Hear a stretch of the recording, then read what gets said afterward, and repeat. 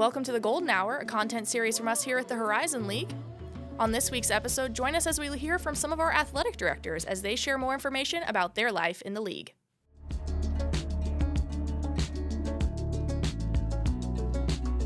Joined now by the directors of athletics at Milwaukee, and I got to get used to saying this, IU Indianapolis, Amanda Braun, as well as Luke Bosso. Thank you so much for joining us. Amanda, we will start with you. In terms of the first question, Milwaukee is a wonderful city, one of my favorite cities to visit in the Midwest, regardless whether it's in the Horizon League or not.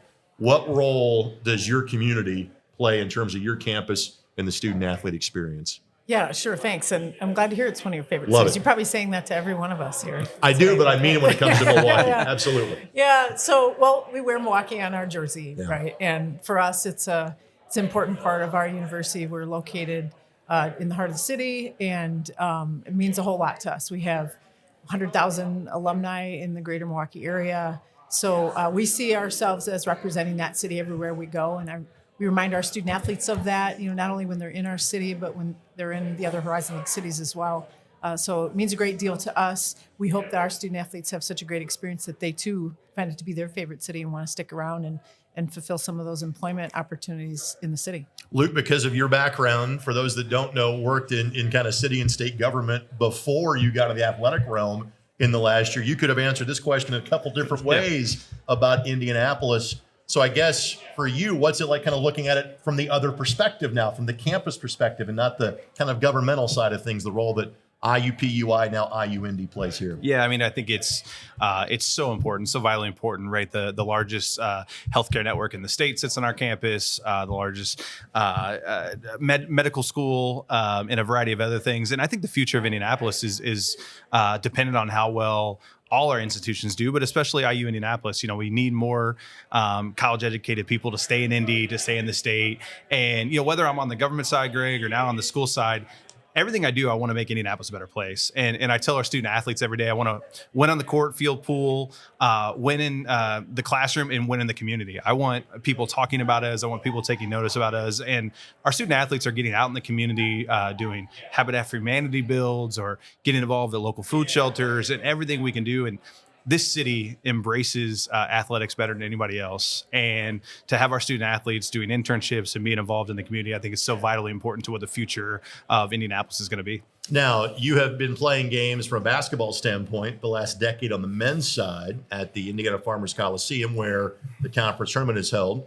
You're moving the majority games back to the jungle on campus this year. So when fans from the other league teams are coming downtown, big question here. Where should they eat before the game, Luke? Yeah, I think first, you got to start with our sponsors, right? Who support us now? District Tap, Condado Taco, maybe order from Cluster Truck.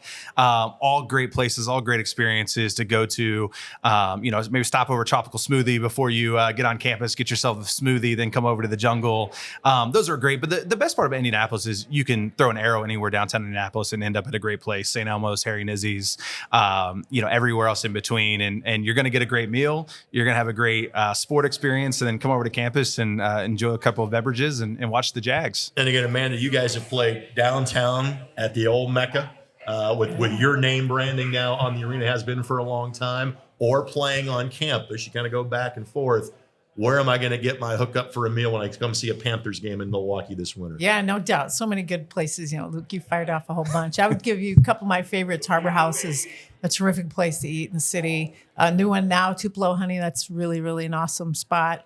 And then all around that Deer District that the Bucks have built up, you can't. You throw a rock in any direction, you're going to find a great place to eat. As long as they got the old school German place across the street from Fiserv Forum. Love that joint from the Bradley Center days of being there as well. Sure. Let's talk about now in terms of the community.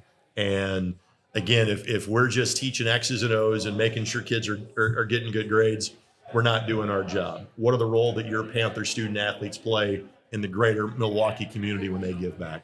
Yeah, we make that a high priority because we are a part of the city and everywhere in the city. So every one of our sport programs gets out there in whatever way that is important to them. So organizations like Boys and Girls Club, we're out in some of the reading in the schools, MPS, Milwaukee Public Schools. And this year, what we asked of our teams is that when they do those hours, that they not only just go in and do the hours, but we have somebody from the organization come and tell them about their mission, their values, it's important to them. So they really understand the impact of the organization and the hours that they're putting in.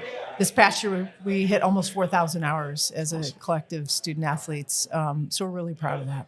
Luke, again, just completing year one as an AD, what has impressed / amazed you about the way that these men and women who are very busy find time to give back? What are some of the great examples you've seen? Yeah, I mean, a few weeks ago, we did a Habitat for Humanity bill with the NCAA. And I think first and foremost, our student athletes are hungry to get out in the community, right? Whether it's volunteering for Indy Downtown Inc. or volunteering for a league or school-wide cleanup, where they work and play, right, with academics and athletics. They want to make it better.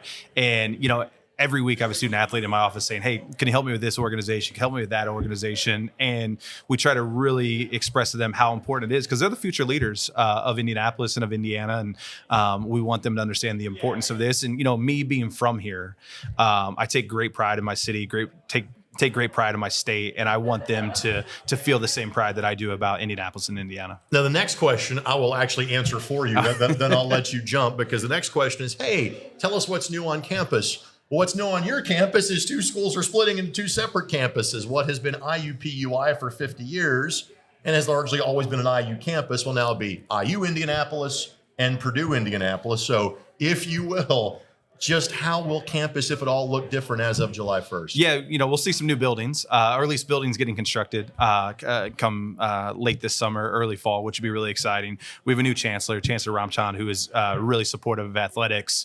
There's more and more people from Bloomington that are spending time up in Indianapolis. And, I think overall, we're really focusing, other than the name changing, trying to let our student athletes know that, hey, still the same place, still the great place to learn, from getting a Kelly degree or a Letty degree or whatever it may be. But I think a lot of the change you'll see over the next year, and just to tease an announcement, this comes. I think very shortly you'll see a really, really fun sports initiative announced by the campus that we'll give detail on later. That will be great for not only our campus but also the city of Indianapolis.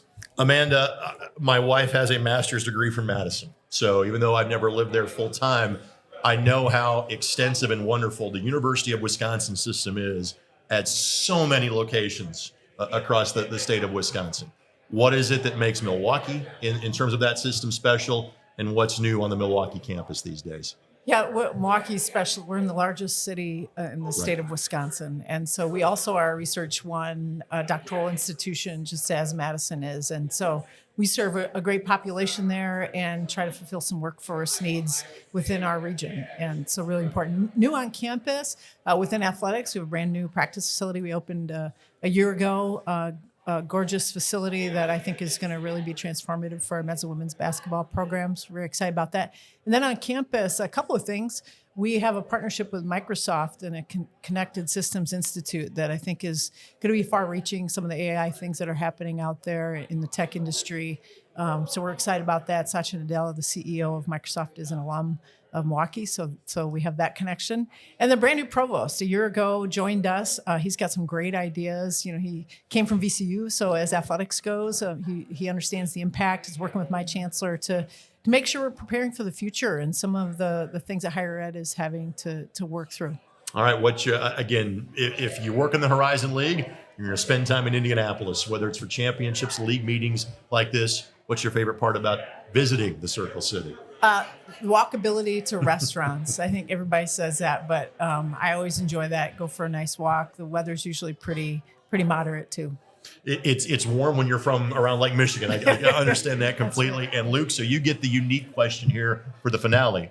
What's your favorite part about hosting everybody from the league here in Indianapolis? Showing off the city, great, walkability, cleanliness. But, shout out to White River State Park, right? You can go to the Indianapolis Zoo, you can go to an Indians game, you can go see a concert, and then, just a few short blocks away, you can go see the Colts, go see the Pacers, and hear you on an Indy 11 call. I mean, if you're a sports fan, there's few cities in this country that are as good as Indianapolis on any given night. Guys, thank you very much for the time. Go Panthers, go Jags. Go Jags.